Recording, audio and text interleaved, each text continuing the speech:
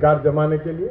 आप क्या कल तो कुछ दिन के बाद यही कहिएगा, नया इतिहास लिख रहे हैं, कुछ दिन के बाद ये कहिएगा कि भाई हम प्रधानमंत्री हैं इस देश के और हम ही साल में पहला दिन जो ज्वाइंट सेशन होता है, संयुक्त अधिवेशन होता है, उसमें राष्ट्रपति की कोई जरूरत नहीं, अब हम ही संबोधित करेंगे। ये कर सकते हैं। इतिहास बदल रहे हैं, आप सारा इतिहास बदल रहे हैं। आप कौन सा इतिहास पुराना रहने दे रहे हैं? उस संसद भवन में हमारे पुराने जितने हैं, हमारे जितने स्वतंत्रता आंदोलन के लोग, सबका फोटो लगा हुआ है। वो ऐतिहासिक जगह है। आप कौन स्वतंत्रता आंदोलन में कभी गए हैं क्या? 74 के आंदोलन में नहीं गए होंगे।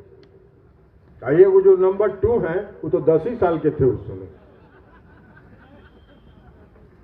कहा कि उनका 64 है जन्म, तो 10 ही साल के थे। इनको क्या मालूम है देश के इतिहास से? इनको क्या मालूम है बापू का क्या इतिहास था? इनको क्या मालूम है कि देश में आंदोलन में, जो स्वतंत्रता आंदोलन में कोई है? लेकिन इतिहास इनको बदलने का है। नमस्कार, न्यूज फाउंडेशन देख रहे हैं और मैं हूं आपके साथ रंजन सिंह।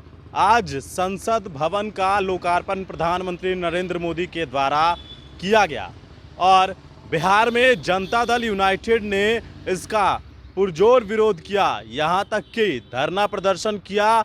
अंबेडकर मूर्ति के नीचे टेंट बनाकर जेडीयू के राष्ट्रीय अध्यक्ष से लेकर तमाम नेता वहां पर धरना प्रदर्शन किए और यह बताया कि इतिहास बदलने की कोशिश है। इस दौरान ललन सिंह ने अमित शाह के ऊपर जोरदार हमला करते हुए कहा है कि 74 के आंदोलन में कहा थे, इनका उम्र महज 10 साल रहा होगा, इनका तो जन्म ही 63 का है। यह बात ललन सिंह ने हमला करते हुए जब अमित शाह के ऊपर ये बयान दिया कि वो जो दूसरे नेता हैं जो इतिहास बदलने की कोशिश कर रहे हैं, उनका तो 74 में कहाँ थे वो, उनका तो महज 10 साल उम्र रहा होगा। अमित शाह को लेकर ललन सिंह ने आज जोरदार हमला किया है और भारतीय जनता पार्टी के ऊपर गंभीर आरोप लगाते हुए कहा है कि सीधे ये लोग इतिहास बदलने की साजिश रच रहे हैं। सुनिए ललन सिंह का वो बयान जो अमित शाह के ऊपर बोल रहे हैं। लेकिन उनका यही है, मार्केटिंग करना, कोई काम नहीं करना, मार्केटिंग कर। भाई संसद भवन का, नए संसद भवन के निर्माण क्या है? वो संसद भवन है, वो था, लेकिन आपने अगर निर्माण करा ही लिया तो संसद भवन के नाम पर जब आप कराए, बनाए उसको, तो उसका उद्घाटन तो राष्ट्रपति का हाथ है ना, राष्ट्रपति का अधिकार है ना, राष्ट्रपति को करना चाहिए ना। संविधान में जो संसद है उसका संरक्षक कौन है? उसका संरक्षक इस देश के राष्ट्रपति है। हर साल का पहला दिन राष्ट्रपति आके संसद के दोनों सदनों को संबोधित करते हैं, और इसलिए कि वो संरक्षक है।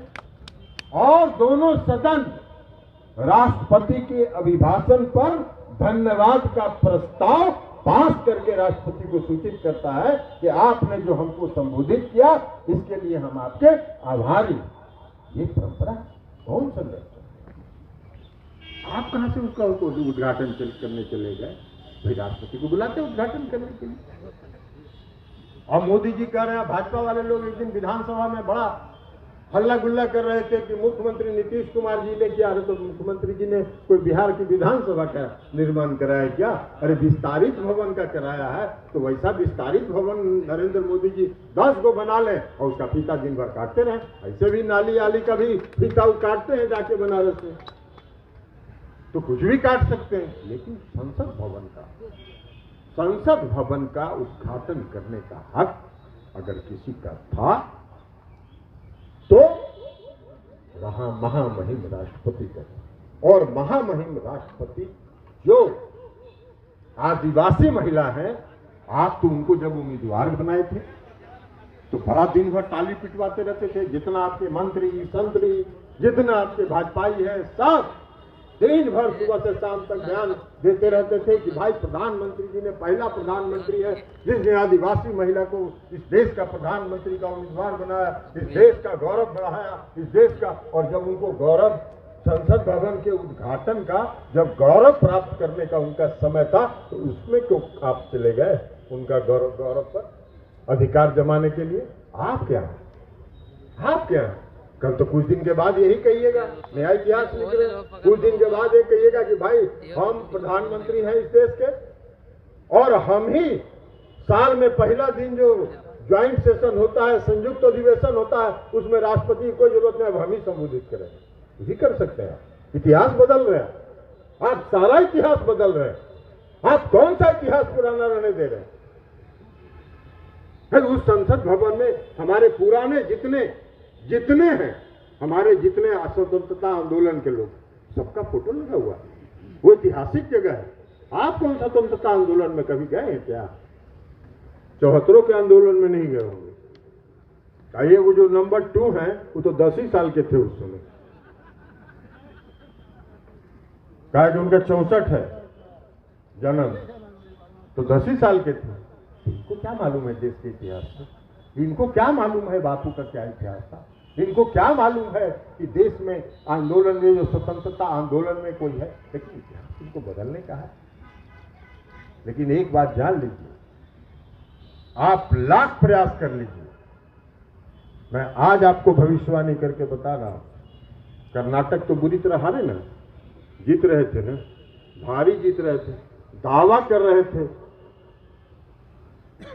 मध्य प्रदेश का चुनाव होने वाला है इसी वर्ष, छत्तीसगढ़ का चुनाव होने वाला है इसी वर्ष। सब जगह ये चुनाव हारेंगे फिर से, और बुरी तरह हारेंगे, बुरी तरह हारेंगे। मैं गया था मध्य प्रदेश में, वहां का भी हवा पानी हम देख के आए थे। मीडिया वाले लोग तो चलाएंगे, मीडिया दिन भर सुबह से शाम तक, जैसे कर्नाटक में नहीं चला रहा था, पूरा सुबह से शाम तक मीडिया पूरा देख रहा है, जय मोदी जय मोदी जय मोदी हो रहा है पूरा कर्नाटक में। जब रिजल्ट आया तो हार मोदी हार मोदी हार मोदी हार मोदी। लेकिन यही है। अब क्या हुआ भाई कर्नाटक के चुनाव में? कर्नाटक के चुनाव में आपको बजरंगबली का भी सहारा लेना पड़ा। अंतिम में आप बोले कि भाई बजरंगबली जय बजरंगबली जय बजरंगबली का नारा लगाओ और कमल छाप पर बटन दबाओ। बजरंगबली बोले कि यार तुम इतना पाप कर रहे हो भोरे से शाम तक, अभी थोड़ा पाप का घड़ा भर गया है, इसमें हमको कहाँ समेट रहे हो, हमारा नाम कहाँ बदनाम कर रहे हो? तो बजरंगबली ने कहा कि भैया हमारा जान छोड़ दो, तुम अपना भुगतो, जैसा कर्म करोगे वैसा फल देगा भगवान। ये है गीता का। तो इसलिए वहां भी आगे भी यही होने वाला। इसमें क्या है?